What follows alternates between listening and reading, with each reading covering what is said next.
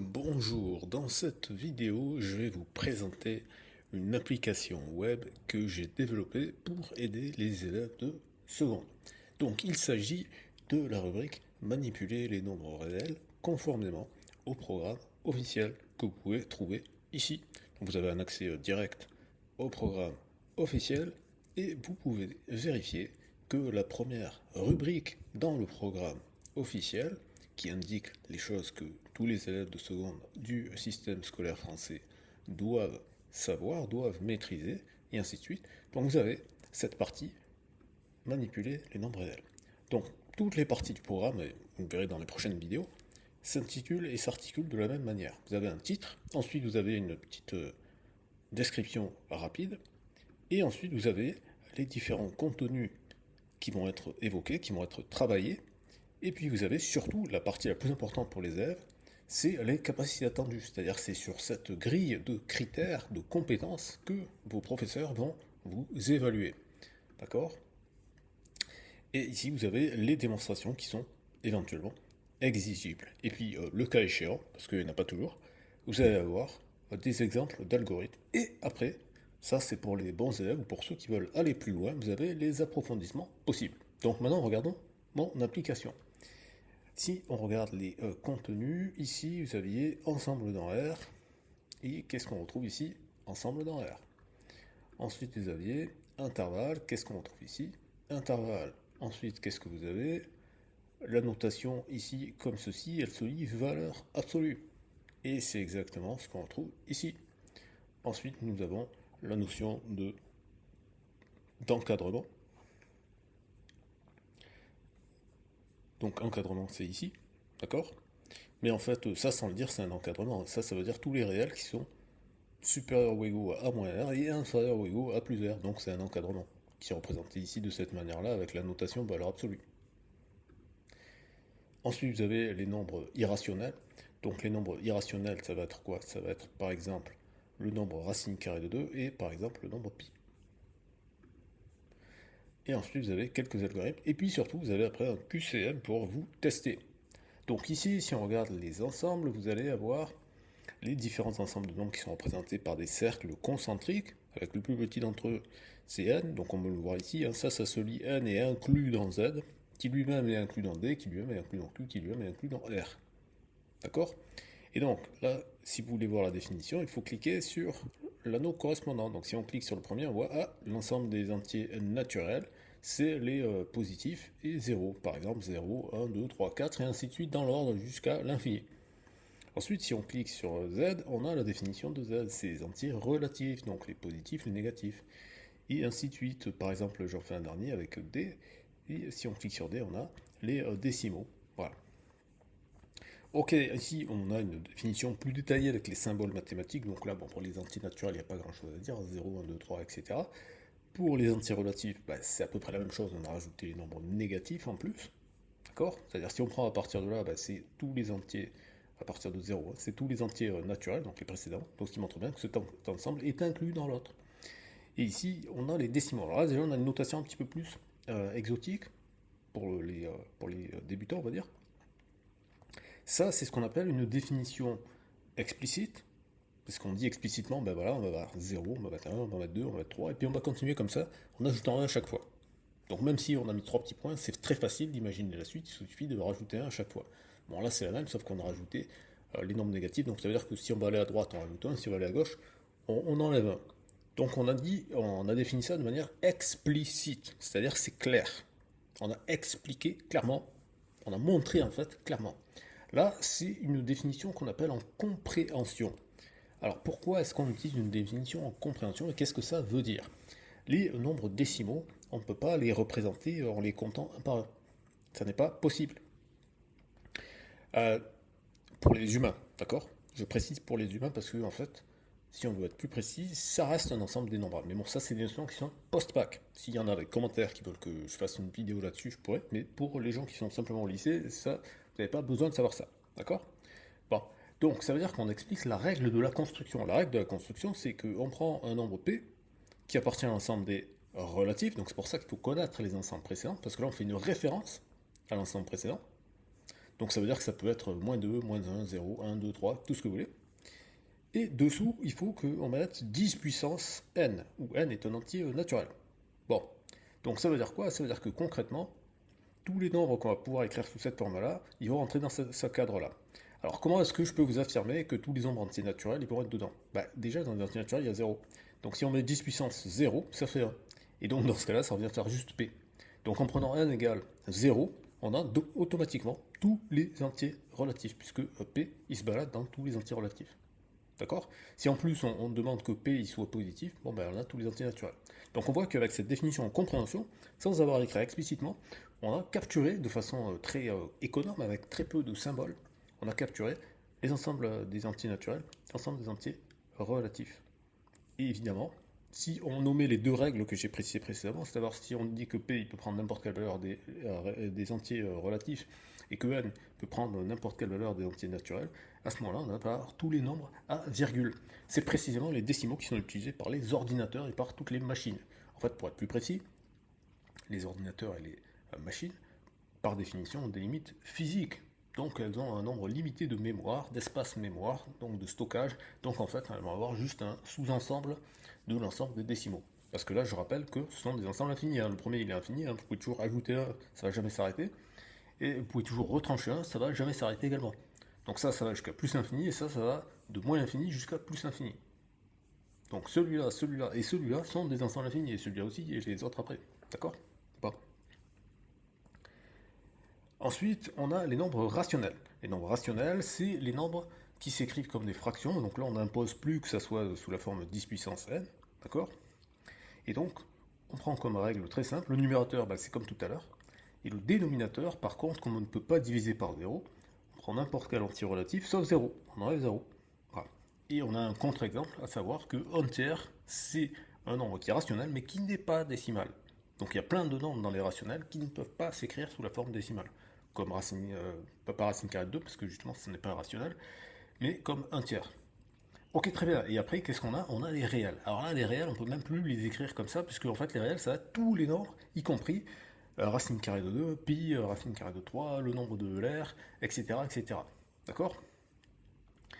Pour penser les nombres réels, il va falloir plutôt penser de manière géométrique, penser à une droite. Une droite, c'est une infinité. D'accord? Donc là, on a un petit exercice pour tester, savoir si tel nombre, par exemple, est-ce que 0,6, est-ce que c'est un décimal, est-ce que c'est un rationnel, est-ce que c'est un entier? C'est un décimal, et donc du coup, puisque les décimaux ils sont inclus dans les rationnels, c'est aussi un rationnel, et que les rationnels sont inclus dans les réels, c'est aussi un réel. D'accord? Mais le plus petit ensemble auquel il appartient, c'est l'ensemble des décimaux. Et donc on dira que c'est un décimal. Alors ici, on a les différents types d'intervalles. Donc cette notation-là, ça veut dire que tous les nombres qui sont dedans, ils doivent être supérieurs ou égaux à A, donc ça veut dire que A, il appartient à cet ensemble, et inférieurs ou égaux à B, donc ça veut dire que B, il appartient à cet ensemble. On dit que c'est un ensemble fermé. On parle d'un intervalle fermé. Et il y a une infinité de nombres dedans. D'accord? Une infinité très très grande. Puisqu'on peut zoomer autant qu'on veut à l'infini. Bon, ça c'est la même chose, sauf qu'on exclut les bornes. On ne veut pas le A, on ne veut pas le B. Donc on dira que c'est un intervalle ouvert. Et après, quand c'est ouvert que d'un côté, on dira semi-ouvert, parce que semi, ça veut dire demi, à moitié ouvert. Voilà, à moitié ouvert à droite, à moitié ouvert à gauche, et ainsi de suite. Lorsque, ici, on met simplement une borne inférieure, et qu'on ne met pas de borne supérieure, ça va jusqu'à plus infini. Et lorsque c'est l'inverse, ça va jusqu'à moins l'infini à gauche. Ok, donc ici, on a une droite numérique qui permet de représenter. Donc ici, on a l'intervalle moins 2, 3 qui est dessiné en rouge. Et il est fermé. Si on voulait qu'il soit ouvert, dans ce cas-là, les points ne sont pas atteints. Donc ça veut dire que par exemple ici, on va aller jusqu'à moins 2 sans jamais l'atteindre. Donc ça veut dire qu'on pourra faire moins 1,9, moins 1,99, moins 1,999, et on pourra rajouter comme ça autant de 9 qu'on veut, mais on ne va jamais atteindre le moins 2. Alors que quand c'est la version fermée, on va toucher moins 2. Et pareil de l'autre côté. Et donc là, on peut tester fermé, ouvert, semi-ouvert, etc., etc. Et comme ça, vous pouvez visualiser. On peut poser la question, est-ce qu'il appartient à cet intervalle? Voilà. Oui, il appartient parce que entre moins 2 et 3, il y a 1. Ok? Alors la valeur absolue, la définition c'est que ça vaut A si A est positif, par exemple valeur absolue de 1, ce sera 1. Et ça vaut moins A si A est négatif, par exemple valeur absolue de moins 1, ce sera 1. Parce que si on regarde la droite ici, la valeur absolue de... On va mettre ici plus. Ah, attendez, hop, on va mettre ça comme ça. Est-ce que ça relance la page? Et ici, on va mettre... Alors, je vais mettre comme ça sera plus rapide. Non, en plus, c'est 1 que je vais mettre. Hop. Je vais mettre 1. Voilà. Bon, là, il y a un petit bug de l'application. Ça vient peut-être du serveur, je sais pas. Hop, on va revenir au valeur, non, intervalle. Voilà, on était là. Et on va choisir, voilà, l'intervalle moins 1, 1. Voilà, donc on peut le voir ici, entre moins 1 et 1. Ok? Donc la distance de 0 jusqu'à moins 1, ben, c'est 1, et la distance de 0 jusqu'à 1, c'est aussi 1. Donc c'est pour ça que valeur absolue de moins 1, c'est la même chose que valeur absolue de 1, parce que la valeur absolue d'un nombre, c'est la distance de ce nombre par rapport à 0. Voilà. Ok. Ensuite, ici, donc la valeur absolue, on l'a définie. Très bien. La distance, comment est-ce qu'on la calcule? Ben, on fait la valeur absolue de la différence entre les deux. D'accord? Mais en fait, c'est ce qu'on fait intuitivement, hein. Si on demande la distance entre 3 et 5, ben, on va faire 5 moins 3, d'accord? Voilà. Là, on a les intervalles centrés. Donc, tout à l'heure, c'était centré en 0, mais c'est pas forcément centré en 0, ça peut être centré en d'autres valeurs. Donc, on choisit un centre, et après, on choisit un rayon, en fait, parce que c'est comme un cercle, en fait, ça va être l'ensemble des points qui va être une distance, enfin plutôt c'est comme un disque, puisque ce sera l'ensemble des points qui sera une distance inférieure ou égale à une certaine valeur, là, par exemple, en l'occurrence, R. Donc, vous pouvez tester comme ça. Ok, on peut calculer les distances avec cette calculette. Ok, comment est-ce qu'on fait un encadrement décimal? Ben, on prend une certaine valeur et ensuite on va ajouter le nombre de chiffres après la virgule. La puissance de n, lorsque n est négatif, ça nous donne le nombre de chiffres qu'on va rajouter après la virgule. D'accord? Parce que 10 puissance moins 1, bah, ça fait un dixième, ça fait 0,1, donc un chiffre après la virgule. 10 puissance moins 2, ça fait un centième, donc ça fait 2 chiffres après la virgule. Et ainsi de suite. 10 puissance 3 sera 1 millième, donc ce sera 3 chiffres après la virgule, et ainsi de suite. Donc comme ça, on peut faire des encadrements. C'est-à-dire que par exemple, racine de 2, c'est plus grand que 1, d'accord? Mais c'est plus petit que 2. Parce que le carré de 2, bah, c'est 4. Le carré de 1, c'est 1, et le carré de 2, bah, c'est 4. Donc on sait que racine de 2, il est entre 1 et 2. Entre 1 et 2, là, on n'a pas de chiffre après la virgule. Donc on dit que c'est un encadrement à 10 puissance 0. Donc c'est-à-dire à l'unité. Maintenant, si on veut descendre à une décimale après la virgule, bah, si on veut descendre à une décimale de la virgule, si on prend une calculatrice, on s'aperçoit que racine de 2, ça fait 1,414, etc. Donc c'est entre 1,4 et 1,5. Et si maintenant on prend une autre calculatrice, hein, pareil, on peut prendre la calculatrice ici. Si je fais SQRT pour square root, voilà, je mets 2. Et qu'est-ce qu'il m'affiche? Il m'affiche 1,4, 1,4, etc., etc. Ok? Donc, si on arrondit à deux chiffres après la virgule, ça fait 1,41 et 1,42 ici. Voilà. Et donc là, pareil, on a un petit outil qui nous permet de voir si on veut regarder à trois chiffres. On verrait que ça fait entre 1,414 et 1,415. Et si on fait 4 chiffres, ça fait 1,41, 42, 1,41, 43. Et on peut continuer jusqu'à 5 chiffres. D'accord? Voilà. Et ça fait largement suffisant. Ok, là, si on veut faire l'arrondi à deux décimales, l'arrondi, qu'est-ce qu'on fait? C'est qu'on va regarder la décimale qui va se passer après celle qu'on a choisie. Donc là, on a choisi deux décimales. Donc c'est-à-dire c'est le 4. Après le 4, il y a quoi? Il y a un 1. 1, la règle, c'est si le nombre il est inférieur ou égal à 4, alors on garde le nombre qu'on avait avant. Si le nombre il est supérieur ou égal à 5, alors on passe au nombre suivant. Donc là, par exemple, si on arrondit à deux décimales, après le 4, c'est un 1. 1, c'est plus petit que 5, donc on garde 1,4. Si on fait l'arrondi, il va grandir 3,14. Maintenant, si on regarde une décimale après, donc à 3 décimales. Donc à 3 décimales, il regarde après le 41, après le 1, il y a 5. 5 c'est plus grand, donc du coup il arrondira à 2. Donc là, si on fait l'arrondi, 3, 1, 42. Ok? Voilà, si on regarde la décimale d'après, c'est un 9. Donc du coup, eh ben, il va arrondir à 6. Donc 3, 14, 16. Ok? Si on veut plus de décimales, ben, il faudrait voir les décimales qu'on a derrière. On ne les a pas. D'accord? Là, on n'a que 1, 2, 3, 4, 5. Donc à 5 décimales, ben, il va afficher ce qui est écrit là. D'accord? Voilà.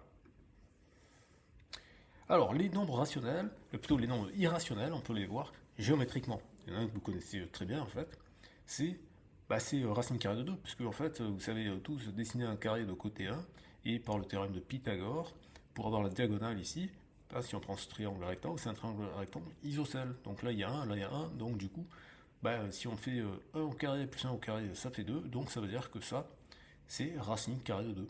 Voilà comment est-ce qu'on peut voir ça.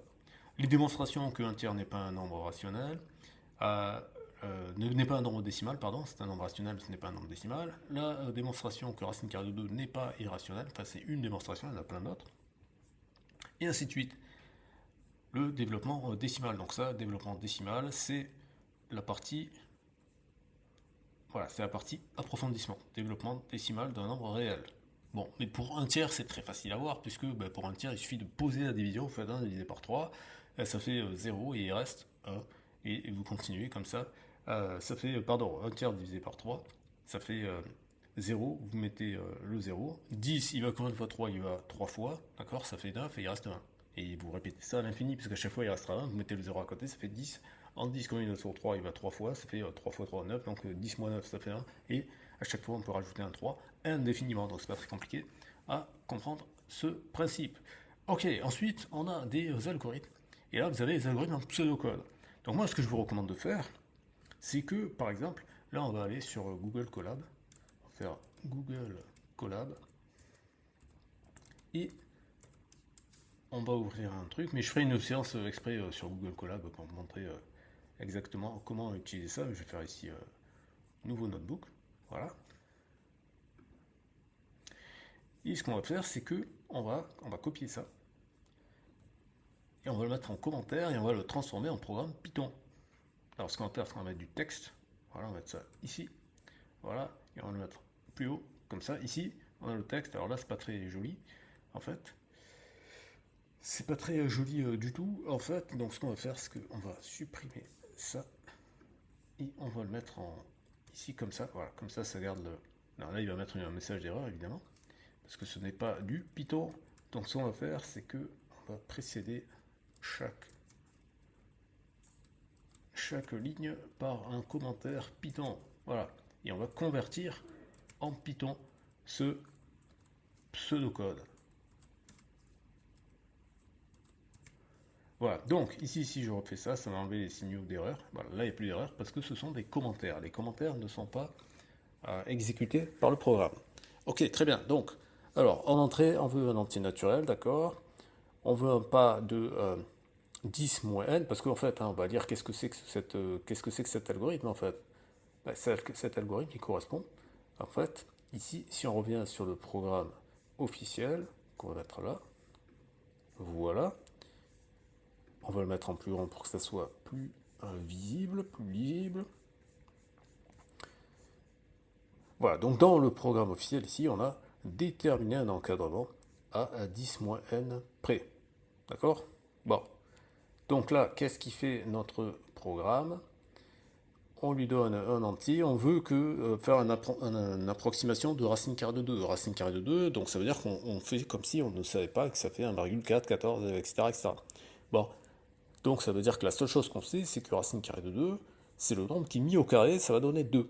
Donc, on choisit un nombre qui est plus petit, dont le carré est plus petit que 2, donc 1. Voilà pourquoi on a 1 au départ. Et ensuite, on va lui dire de recommencer tant que le carré du nombre sera inférieur ou égal à 2. Donc concrètement, qu'est-ce qui va se passer? On va choisir un entier naturel. Donc on va dire input, saisir un entier naturel. Saisir, hop, j'ai oublié des syllabes, voilà, saisir le nombre de chiffres après la virgule. Parce que c'est ça, hein, c'est ça le rôle de n, hein, le nombre de chiffres après la virgule, de nombre de chiffres après la virgule. Voilà. Bon. Donc, on est là, et on va mettre n égale. Comme ça, ce sera très clair. Donc, si on fait ça, qu'est-ce qui va se passer? Il va afficher simplement, c'est-à-dire le nombre de... Voilà, par exemple 9. Bon, et il ne se passe rien d'autre, hein, parce que pour l'instant, on n'a écrit qu'une seule ligne de code. Bon, donc ça, en Python, lorsqu'on fait input, si on lui demande le type, donc pour afficher, on utilise print, qui veut dire imprimer, donc afficher. Si on veut afficher le type de n, donc de la chose qui a été saisie, voilà, vous allez voir, on met un 9 comme tout à l'heure, et qu'est-ce que ça nous dit? Ça nous dit str. Str, ça vient de string. String en anglais, c'est la chaîne. D'accord? Donc ça veut dire que c'est une chaîne de caractères. Pour voir que c'est une chaîne de caractères, vous allez voir si je lui dis print 2 fois n. Donc là, je lui mets 9. Et vous voyez qu'il affiche 9, 9. Alors il est évident que 2 fois 9, ça ne fait pas 99. Mais sauf que si on est en chaîne de caractères, Python, il considère que là, il va concaténer, ça veut dire additionner les choses, coller les caractères bout à bout. Donc par exemple 3, à votre avis, qu'est-ce qui va se passer si je remets 9? Ça fait 999. D'ailleurs, pourquoi être avec 9? On peut le faire avec 1 aussi. Vous voyez? Voilà. Donc du coup, ça veut dire quoi? Ça veut dire qu'il faut convertir ça dans le type... par contre, on va faire ça plutôt. Il faut convertir ça dans le type entier, et en entier en anglais, c'est integer. Et donc si je fais ça maintenant, quand je vais faire 9, à votre avis, il va y avoir quoi? Il va y avoir 27 et 8, 3 fois 9. D'accord? Donc là, on est bon. On est bien en train de traiter des objets qu'on veut. Bon. Donc ça, c'était pour l'entrée. D'accord? D'ailleurs, ce qu'on va faire, c'est que on va mettre le code en rapport avec le comment ça s'appelle, avec le pseudocode. Donc là, ce qu'on veut, c'est stocker la valeur de 10 puissance moins n dans une variable qu'on va appeler pas. Et donc ça, pour écrire les puissances en Python, c'est 2 fois le symbole multiplié, 2 fois le symbole étoile. Là, je mets une parenthèse, mais elle n'est pas obligatoire. Voilà. Et là, ce qu'on va faire, print pas. Comme ça, vous allez voir. Donc là, on choisit, par exemple, on va y aller doucement, 2. Et on voit que ça fait donc bien 10 puissance moins 2, c'est-à-dire 0,01. D'accord? Si on met 3, bah, il va y avoir 0,001. Ok? Et ainsi de suite. Bon, donc là, c'est bon, on est bon. Cette étape-là, elle est ok. Donc maintenant, ce qu'on fait, c'est qu'on va stocker la valeur 1 dans notre variable x. Donc là, on peut lui dire d'afficher. Et vous allez voir que ça fait bien la valeur 1. Voilà. Donc là, ça, on s'en fiche en fait, ça n'a aucune importance. Mais là, ça, c'est la valeur de x. Ok? D'ailleurs, on pourrait ajouter type pour x pour que vous voyez bien que son type c'est integer. Ok, int. Ok, très bien, on est bon. Donc ça, on passe à la suite. Alors là, tout se bloque tant qu'il n'y a pas la fin de tant que, on va devoir mettre tout ça en un seul bloc. On ne peut pas le faire une ligne par une autre. Donc tant que en anglais, enfin pas en anglais, en Python, parce que c'est pas tout à fait en anglais, ça va être while. Ça veut dire tu vas continuer de faire les instructions qui vont suivre tant que cette condition va être vérifiée, c'est-à-dire x au carré, donc on a vu que pour la puissance c'était 2 fois l'étoile, donc tant que ça c'est inférieur à 2, donc que c'est inférieur ou égal à 2, d'accord? Ensuite, il faut indiquer ce 2 points pour indiquer qu'il va y avoir un bloc d'instructions, je vais vous expliquer dans quelques instants à quoi ça sert. Là, ce qu'on veut, c'est stocker la valeur de la variable x plus le pas, donc c'est-à-dire la précision de l'algorithme, dans la variable x. C'est-à-dire on met à jour, on ajoute un pas à la valeur de x. Donc ça se note de cette manière-là. Donc attention, ce n'est pas une égalité mathématique, c'est une égalité d'affectation. D'accord? C'est pour ça que dans le pseudocode, il y a une flèche. Ce n'est pas la même chose que l'égalité pour comparer des éléments, pour dire cet élément est égal à cet autre élément. Ceci n'est pas un résultat. Ceci, c'est une modification, c'est une mise à jour en fait de la valeur de la variable dans l'espace mémoire. Ok? D'ailleurs, pour que ça soit bien clair, ce qu'on va faire, c'est qu'on va afficher la valeur de x avant, et ensuite on va afficher la valeur de x au fur et à mesure.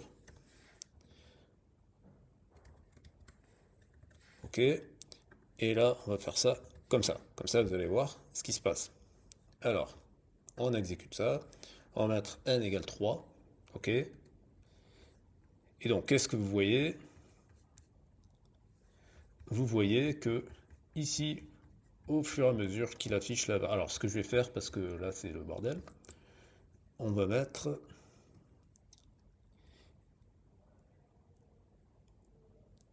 on va pas mettre d'afficher ça, on va lui demander d'afficher l'arrondi de x à n chiffres après la virgule. Voilà. Donc c'est-à-dire ici, si je choisis n égale 2, vous allez voir, 2 chiffres après la virgule. Donc il affiche 1, ça c'est avant de rentrer dans la boucle. On va mettre avant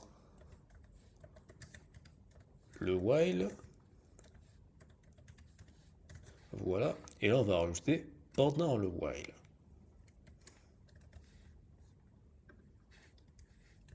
Voilà, c'est comme ça qu'on fait de l'informatique, c'est comme ça qu'on comprend ce qui se passe. C'est qu'on teste petit à petit et on regarde ce qui se passe. Alors pareil, on va mettre 2 chiffres après la virgule.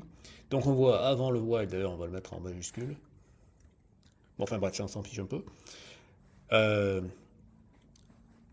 Donc voilà, avant le while ça fait x égale 1. Après, pendant le while, la première étape, ça fait qu'on a rajouté, puisqu'on a choisi n égale 2. Donc je vous rappelle, quand n égale 2, le pas c'est 0,01. Donc on a bien ajouté 0,01. Après si on ajoute encore 0,01, bah, ça fait 0,02, donc vous avez compris le truc. Et donc vous voyez, au fur et à mesure, oui, et vous voyez qu'après, là, il a déconné. Ça, c'est très important, c'est pour comprendre que les ordinateurs ne savent pas très bien calculer parce qu'ils stockent dans la mémoire des approximations. Et vous voyez que ici, il nous avait affiché comme ça, mais parce que j'ai mis round machin, et j'ai oublié de mettre le round machin dans. Et là, si je fais ça, maintenant, on aura bien à chaque fois 2 chiffres. Enfin, n chiffres. Si je mets 3 tout à l'heure, on verra qu'il y en a 3. Donc là, vous voyez bien, on est parti avec 1, on a rajouté 0,1, on a rajouté 0,1, donc ça fait 0,2, 0,3, 0,4, 0,9, 0,9, et après ça fait 0,10. Non, ça fait pas 0,10, ça fait 10. Donc 10, ça fait 1,0, donc du coup on met que 1. Et après, on rajoute encore 0, 1, et ça fait tout ça, et ça s'arrête à 1,42, qui est l'approximation un petit peu erronée, parce qu'à 1,42, on a dépassé, en fait. D'accord? On a dépassé, il a fait un arrondi pas très bien. Donc en fait, ce qu'il faudrait, c'est que ça soit inférieur strict. Et là, on fait ça, et on remet 2. Et il rajoute quand même encore un coup. D'accord? Il rajoute encore un coup. Alors ici qu'est-ce qu'on a?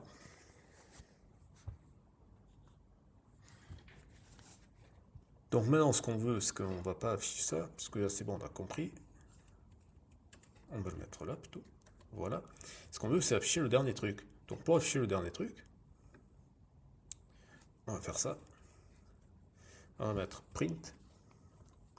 Et on va utiliser ce qu'on appelle une f-string. Vous allez comprendre dans un instant. Voilà, donc nous, ce qu'on veut, c'est la valeur de x pas. Enfin, de x moins x pas. Enfin, je ne sais plus parler. De x moins pas. Voilà, donc on va faire ça. Alors là, il n'est pas content parce qu'il y a un caractère qui n'est pas valide.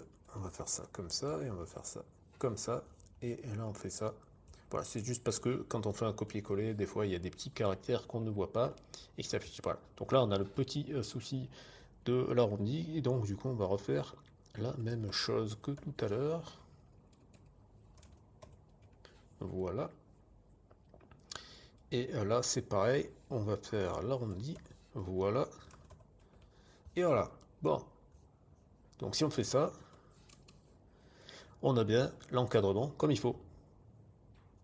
Voilà. Si je mets ici égal, ça marche très bien aussi.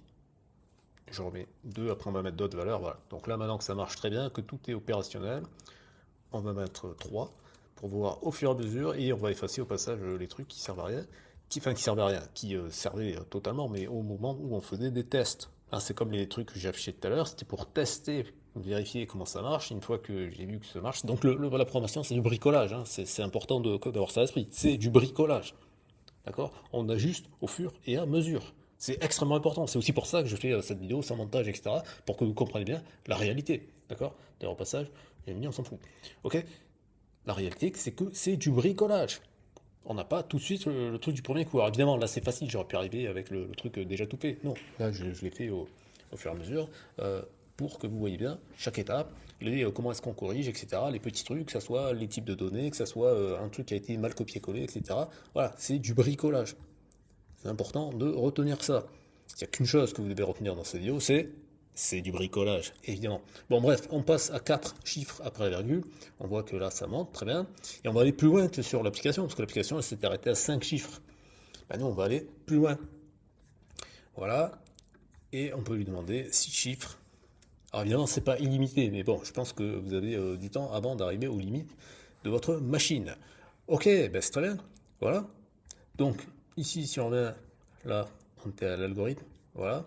Donc, on a fait cet algorithme-là, et maintenant, il est temps de se tester. Et donc, pour vous tester, vous avez comme ça un petit QCM interactif. Alors, je vais faire exprès de répondre au pif, comme ça, sans regarder les questions, juste pour vous montrer comment ça marche. Voilà. Donc, vous avez à chaque fois les réponses qui sont indiquées et avec des explications. Et ensuite, donc, vous pouvez soit afficher un chronomètre, si vous voulez, vous pouvez le remettre à 0, soit vous ne l'affichez pas le chronomètre, si vous ne voulez pas avoir un chronomètre, et vous pouvez faire un nouveau QCM, vous avez des nouvelles questions, d'accord?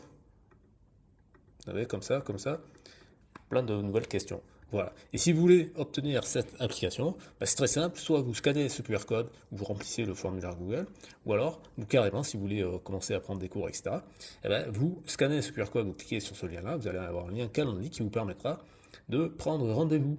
Et moi, je vous dis à très bientôt pour une prochaine